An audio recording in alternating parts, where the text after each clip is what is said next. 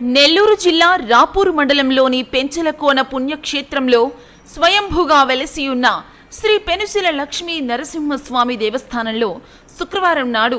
రామానుజ జయంతి సందర్భంగా స్నపన తిరుమంజనము, శ్రీవార్లకు కళ్యాణోత్సవం, విశేష ఆస్థానం, తిరువీధి ఉత్సవం, క్షేత్రోత్సవం, ప్రధానార్చకులు, వేద పండితుల మంత్రోచ్చారణలతో అత్యంత వైభవంగా నిర్వహించారు.